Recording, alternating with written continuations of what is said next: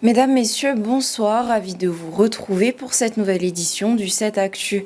Au sommaire, Laurent Gbagbo présente son pacte social structuré en 7 piliers, une nouvelle vision pour la Côte d'Ivoire qui selon lui est centrée sur la justice sociale et la valorisation des femmes et des jeunes. Coup de tonnerre au PDCI RDA, le secrétaire exécutif chargé des élections, Jean-Michel Amankou, démissionne de ses fonctions. Et pour terminer, l'Ukraine replonge dans l'horreur. Kiev a subi ce qui est présenté comme la plus importante attaque russe depuis le début de la guerre. Et nous ouvrons ce journal par une page politique. Laurent Gbagbo dévoile sa nouvelle vision pour la Côte d'Ivoire. Lors d'une rencontre avec la presse à Cocody, à Toban, l'ancien président a présenté un pacte social structuré autour de 7 piliers.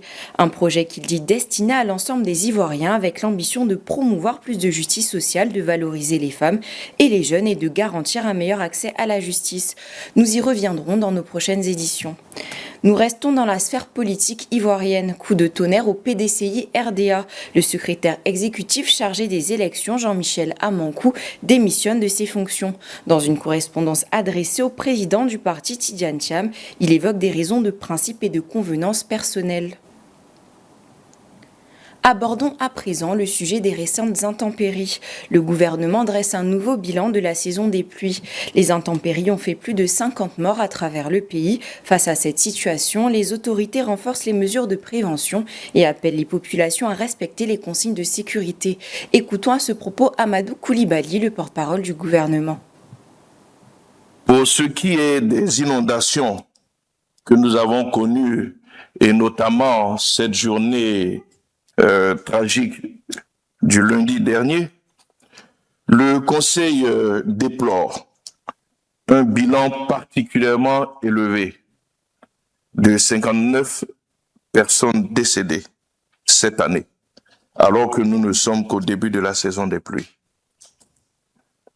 Il est à noter que nous n'avons connu aucune victime dans les zones identifiées comme étant à risque et dont les populations ont respecté les consignes de sécurité du gouvernement et accepté de se déplacer.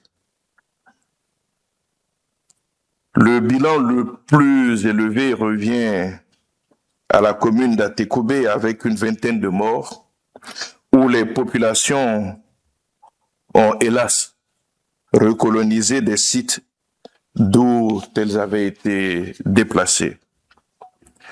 Le gouvernement regrette toutes ces victimes et présente ses condoléances aux familles des disparus et prompt rétablissement aux blessés.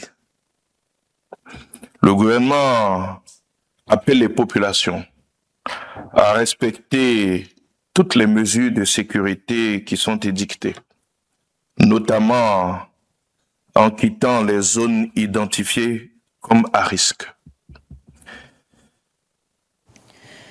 Dans le même registre, face aux conséquences des récentes pluies, le président Alassane Ouattara a exprimé ses condoléances aux familles endeuillées et sa solidarité aux sinistrés sur ses réseaux sociaux officiels. Il assure la mobilisation des autorités pour une aide rapide et des solutions durables, tout en appelant à l'unité nationale face à l'épreuve. Toujours à ce sujet, pour accompagner les sinistrés, le gouvernement mise sur des solutions durables. L'État annonce la construction de 12 000 logements destinés au relogement des familles sinistrées. Des détails avec Lucien Houssier et Fatou Kaloga. Les récentes pluies diluviennes à l'origine d'inondations et d'éboulements meurtrières dans plusieurs communes d'Abidjan ont remis en lumière la vulnérabilité des habitations installées sur des sites à risque. Dans le même temps, les opérations de déguerpissement se poursuivent dans plusieurs quartiers, notamment à Koumassi et Port-Boué, où de nombreuses familles ont dû quitter les emprises occupées. Pour répondre à cette double urgence, celle des sinistrés des intempéries et des populations déguerpies, le gouvernement passe à l'action. Réuni en Conseil des ministres ce mercredi, il a annoncé la construction de 12 000 logements destinés à accueillir ces ménages. Le Conseil a entendu deux communications relatives à la situation des déguerpissements et de l'inondation due à une saison des pluies particulièrement abondante. En ce qui concerne les déguerpissements, le Conseil a noté avec satisfaction la mise en œuvre effective et diligente des instructions du chef de l'État relativement à la prise en charge des populations impactées.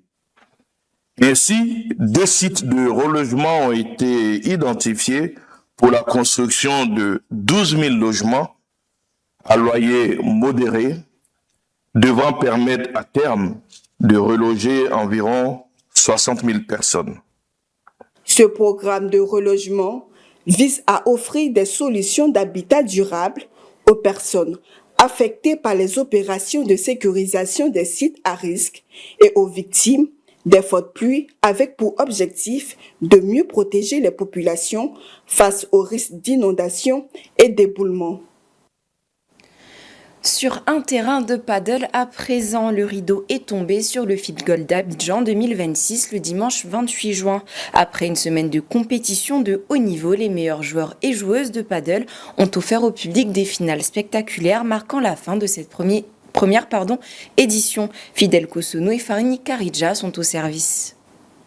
Le complexe d'Adjamé a abrité l'apothéose du FIP Gold Abidjan 2026. Dans le tableau féminin, la finale 100% espagnole a tenu toutes ses promesses. Araceli Martinez et Laura Lorane Rodriguez ont décroché le trophée au terme d'une rencontre riche en suspense face à Marta Canovas Paredes et Carmen Goenega. Score final 2-7-1. Chez les hommes, le Brésilien Lucas Bergamini et l'Espagnol Javi Garrido, tête de série numéro 1, ont confirmé leur statut en dominant les Argentins Juan Tello et Maximiliano Arce, tête de série numéro 2, à l'issue d'un duel de plus de 2 heures disputé en 3-7. Score final 2-7-1. Les champions ont reçu leur trophée en présence des autorités sportives et des partenaires de l'événement.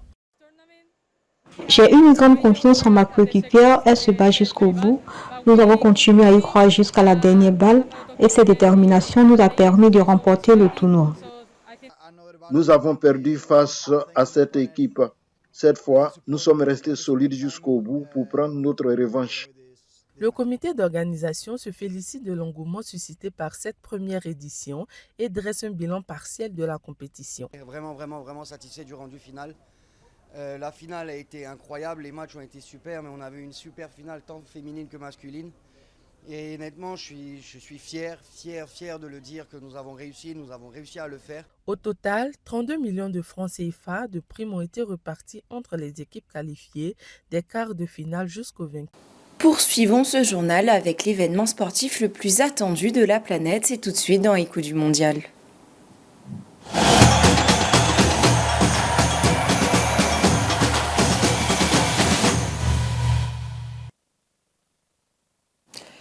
Reçu sur le plateau de Stanislas Dja pour le 6h, notre chroniqueur sportif Mesmer Yao nous a fait le point des dernières rencontres de la compétition.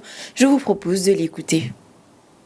Cette rencontre a tenu toutes ses promesses où les Congolais ont créé la surprise en ouvrant le score dès inscrit le but de l'égalisation à la 75e minute avant de s'offrir un doublé à la 86e minute. Et grâce à cette victoire, l'autre rencontre qui s'inscrit, j'ai envie de dire, dans cette même veine, c'est celle du Sénégal face à la Belgique de Romelu Lukaku qui a fini par s'incliner. Oui, c'est une équipe du Sénégal que aussi nous avons trouvé très déterminante hier soir. Il faut dire que les Lions de la Teranga ont ouvert le score à la 24e minute grâce à Biba Diarra avant de doubler la mise à la 51e minute par Ismaël, sa 8e de finale. Et Mesmer, nous avons eu droit à une troisième rencontre les États-Unis d'Amérique qui valident leur qualification pour les huitièmes de finale face à la Bosnie-Herzégovine. Et c'est sur un score de 2-0 que s'est terminée cette rencontre opposant donc les États-Unis à la Bosnie. Il faut dire, après une période âprement disputée, les Américains ont réussi à ouvrir le score juste avant la pause grâce et au retour des vestiaires. Balogun a été expulsé à la 64e minute malgré ce handicap. Les États-Unis sont parvenus à faire le break grâce à Malik Tillman, auteur de finale. Place à présent au programme du jour. Les 16e de finale de la Coupe du Monde 2026 se poursuivent ce jeudi 2 juillet avec 3 affiches au programme. À 21h, l'Espagne affronte l'Autriche à Los Angeles. À 1h du matin, le Portugal sera opposé à la Croatie à Toronto. Enfin, à 5h du matin, l'Algérie défiera la Suisse à Vancouver. C'est ainsi que se termine la rubrique Écho du Mondial.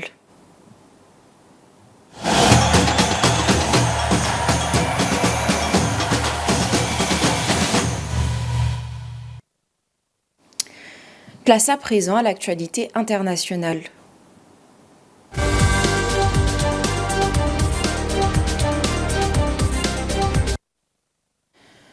En Europe de l'Est, la guerre en Ukraine s'intensifie. Kiev a subi une vaste attaque russe par missiles et drones, qualifiée de plus importante depuis le début du conflit en 2022. Le bilan provisoire fait état de 13 morts et 86 blessés, avec plusieurs immeubles touchés et un jour de deuil décrété dans la capitale. L'Ukraine appelle à nouveau ses alliés à renforcer sa défense aérienne. Direction à présent l'Europe de l'Ouest où plusieurs incendies mobilisent d'importants moyens dans le sud de la France. Le feu le plus préoccupant entre l'Hérault et l'Aude a déjà ravagé près de 800 hectares de végétation. Plus de 500 pompiers sont engagés face à des flammes attisées par des vents violents. Routes coupées, évacuations ont été ordonnées tandis que d'autres foyers restent actifs près de Marseille sous fond de fortes chaleurs persistantes. C'est la fin de cette édition. Merci de nous avoir suivis. Bonne suite de programmes sur cette info et sur cette info.ci.